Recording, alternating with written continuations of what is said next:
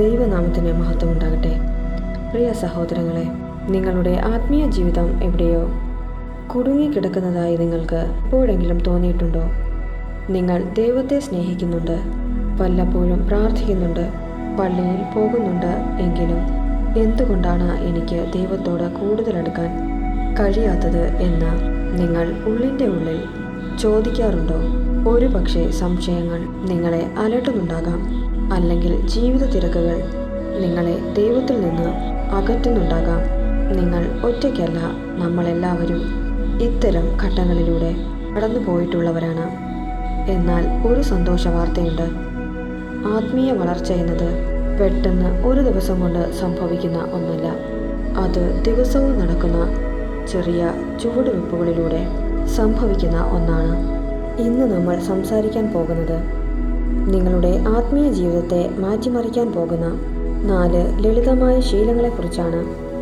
1. മുന്തിരിവള്ളിയും ശാഖകളും. നമ്മുടെ ഈ യാത്ര ആരംഭിക്കുന്നത് ദൈവവചനത്തിൽ നിന്നാണ്.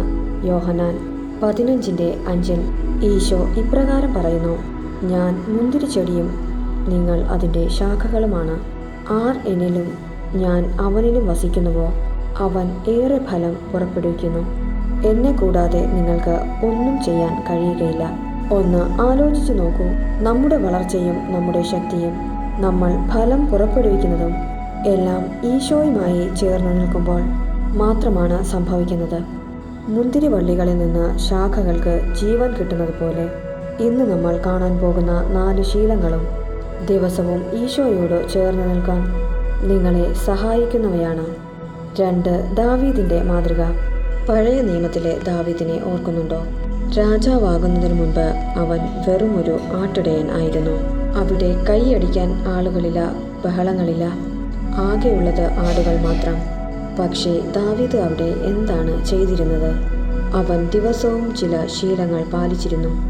അവൻ സങ്കീർത്തനങ്ങൾ പാടി, ദൈവത്തിൻ്റെ നിയമങ്ങൾ ധ്യാനിച്ചു. ആ ഏകാന്തതയിൽ തൻ്റെ വിശ്വാസത്തെ അവൻ ബലപ്പെടുത്തി.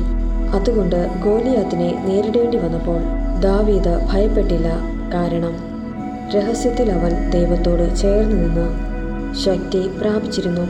സഹോദരങ്ങളെ, വലിയ യുദ്ധങ്ങളിലല്ല ആത്മീയ വളർച്ച സംഭവിക്കുന്നത്.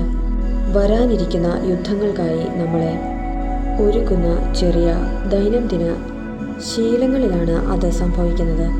3. മനസ്സിനെ ഒരുക്കുക. ഒരുപക്ഷെ നിങ്ങളുടെ ഗോലിയാത്ത് ഒരു ഭീമനായിരിക്കില്ല. അത് ജോലിയുടെ സമ്മർദ്ദമാകാം, പഠനത്തെക്കുറിച്ചുള്ള ഭയമാകാം, അല്ലെങ്കിൽ ഞാൻ ഒന്നിനും കൊള്ളാത്തവനാണ് എന്ന ചിന്തയാകാം. രാവിലെ എഴുന്നേൽക്കുമ്പോൾ തന്നെ മനസ്സിൽ ഭാരവും ഉത്കണ്ഠയും നിറയുന്ന അവസ്ഥ നിങ്ങൾക്കുണ്ടായിട്ടുണ്ടോ? എല്ലാം തകർന്നു പോകുമോ? ദൈവം എന്നെ സഹായിക്കുമോ എന്നൊക്കെയുള്ള ചിന്തകൾ. ഇവിടെയാണ് പിശാച് നിങ്ങളെ ആക്രമിക്കുന്നത്. അവൻ നിങ്ങളുടെ മനസ്സിൽ നുണകൾ മന്ത്രിക്കും. എന്നാൽ ദൈവവചനത്തിന് ഈ നുണകൾ തകർക്കാൻ ശക്തിയുണ്ട്.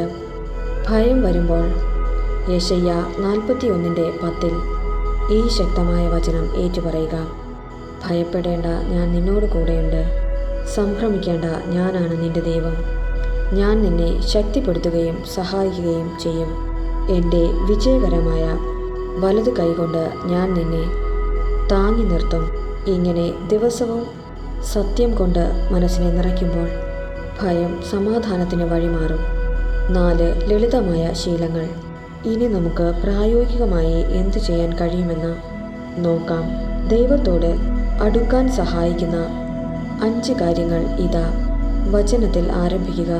രാവിലെ എഴുന്നേൽക്കുമ്പോൾ ഫോൺ നോക്കുന്നതിനും കാപ്പി കുടിക്കുന്നതിനും മുൻപ് ദൈവവചനത്തിൽ തുടങ്ങുക. ഒരു വചനമെങ്കിലും വായിച്ച് അത് ഹൃദയത്തിൽ സൂക്ഷിക്കുക. ഇടവിടാതെയുള്ള പ്രാർത്ഥന.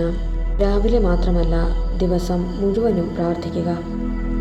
യാത്ര ചെയ്യുമ്പോഴും ജോലി ചെയ്യുമ്പോഴും ചെറിയ പ്രാർത്ഥനകൾ ചൊല്ലുക. ദൈവമേ, എനിക്ക് സമാധാനം നൽകണമേ, എന്നെ സഹായിക്കണമേ, എൻ്റെ ഭവനത്തെ അനുഗ്രഹിക്കണമേ, എൻ്റെ ഭാവിയെ കരുതണമേ എന്നിങ്ങനെ പ്രാർത്ഥിക്കുക. 1 തെസ്സലോനിക്കർ 5:17 പറയുന്നത് എന്താണെന്ന് നോക്കാം.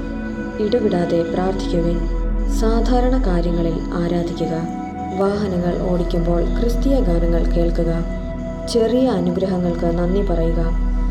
പള്ളിയിൽ മാത്രമല്ല, അടുക്കളയിലും ഓഫീസുകളിലും ദൈവസാന്നിധ്യം അനുഭവിക്കാൻ ശ്രമിക്കുക. നുണകൾക്ക് പകരം സത്യം. നിഷേധാത്മകമായ ചിന്തകൾ വരുമ്പോൾ വചനം കൊണ്ട് അതിനെ നേരിടുക. നീ ഒറ്റയ്ക്കാണ് എന്ന് മനസ്സ് പറയുമ്പോൾ ഈ ശക്തമായ വചനം ഓർക്കുക.